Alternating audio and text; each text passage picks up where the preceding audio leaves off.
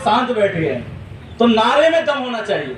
जय भीम, जय भीम। जिसने हमें बोलने की शक्ति दी है और उनका नारे लगाने में अगर शर्मिंदगी महसूस होती है तो उससे बड़ी समस्या हमारे लिए कुछ नहीं है। तो इसलिए कहता हूं जय भीम।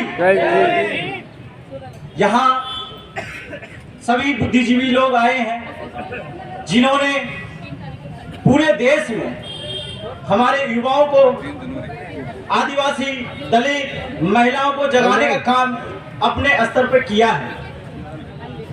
इसके लिए अभिवादन करता हूं जिग्नेश मेवानी जी को, जो गुजरात के विधायक हैं। इन्होंने दलित अधिकार मंच के माध्यम से जिस तरह से गुजरात के दलित भाइयों को ही नहीं, भारत के उन तमाम जो शोषित वर्ग है उनको आवाज देने का काम इन्होंने किया है, उनके लिए सबसे पहले अभिवादन तालियों के साथ होना चाहिए।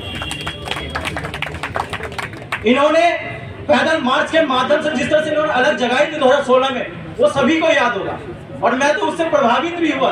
और उसके बाद ही मैंने ये निर्णय लिया कि मैं अपनी भी आवाज रख सकता हूँ, और उसके बाद मैंने निरंतर अपनी आवाज रखी। तो बात समय का अभाव है। समय के अभाव में मैं डॉक्टर रितु सिंह जी के लिए कहना चाहता हूँ, जिस तरह से यहाँ पे तमाम लोगों ने, प्रोफेसर साहब ने, तमाम लोगों ने यही बात कहा कि हमारे समाज के वो नेता कहाँ हैं जिन नेताओं को हमने चुनकर समाज के लिए, समाज के हक और अधिकार के लिए उनको सदन में भेजा था। आज वो लोग हैं कहाँ पे? उनसे सवाल इसलिए बनता है, उनकी जिम्मेदारी है, उनकी ये जिम्मेदारी है कि अगर कभी भी हमारा शोषण होता है तो उन्हें मुखरता से सामने आना चाहिए। आज 100 दिन से ज्यादा हो गए, तमाम बहुजन नेता अपने विचारधाराओं में विलग्न है। जो संघी विचारधारा उनकी बात कर रहा हूँ, बाबा की विचारधारा तो भूल गए, क्योंकि समय समय पर जब किसान का आंदोलन होता है, जब खिलाड़ी सड़कों में बैठती है, तब उनको याद नहीं आती है। जब युवा रोजगार के लिए सड़क पर बैठता है और उनको नक्सलवादी से संबोधन किया, तब वो जागृत नहीं होते हैं। और ये डॉक्टर रितु सिंह जी 100 दिन से ज्यादा हो गए और एक बार भी कम से कम शक्ल दिखाने तो आ जाते हैं। वहां से कम आपके जो हमारे जो लोग हैं, वो जो लोग हैं वो आपको मानता कि कम से कम इनके अंदर इतनी जागरूकता तो है कि ये लोग कम से कम इनकी नजरों में है। और इसके लिए मैं तो धन्यवाद देता हूं कि गुजरात से चलकर दिल्ली के इस सरजमीन पे आए हैं। इनके लिए अभिवादन करता हूं।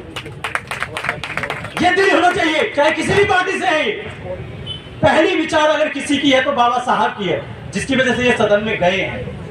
और आज जिस तरह से शिक्षण संस्थान में आवाजें उठाई जा रही है समाज को लेकर, संविधान को लेकर, न्यायपालिका को लेकर, लोकतंत्र को लेकर, और सभी जो आवाज उठा रहे हैं, चाहे लक्ष्मण यादव हो, चाहे रतनलाल हो, चाहे डॉक्टर रितु सिंह जी हो, चाहे पायल तनवीर हो, तमाम रोहित वेमुला हो, चाहे जिनको समझ नहीं है राजस्थान के इंद्र मेघवाल पानी मटके से पानी पीने पर उनकी हत्या कर दी जाती हो, उनके खिलाफ अगर आवाज अगर खड़ी कर रहे हैं, उनके खिलाफ अगर सरकार खड़ी हो रही है, तो हम लोग की जिम्मेदारी है कि हम लोग सड़कों पे आए, सड़कों को सुना नहीं करेंगे। और बात एक और बात यार, जिस दिन सड़कें सुने हो गई उस दिन तानाशाही आ जाएगी। और उसी तानाशाही का संदेश है कि आज आपके तमाम 2 से 2,500 प्रोफेसरों को कॉलेज से बाहर का रास्ता दिखा दिया गया है। रैंकिंग के माध्यम से आपके छात्र आत्महत्या कर रहे हैं और आप चुप्पी साध लेते हो। एक मोमबत्ती के अलग से नहीं काम चलेगा, आपको सड़क पे आना पड़ेगा और आपको इस तानाशाही सरकार के आंख में आंख डालकर सवाल पूछने की हिम्मत जतानी पड़ेगी, चाहे आपको आपकी हत्या ही क्यों नहीं की जाए। लेकिन आपसे अगर तमाम लोग अगर जागृत होते हैं तो उनको जागृत करने का काम आपको करना होगा। बाबा साहब की जो विचारधारा है उनको जीवित करने का काम आपको करना होगा, क्योंकि समय का अभाव है। इसलिए मैं अपनी वाणी को विराम देता हूं।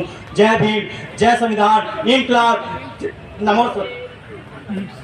बहुत बहुत सर, बहुत धन्यवाद सर। इंकलाब।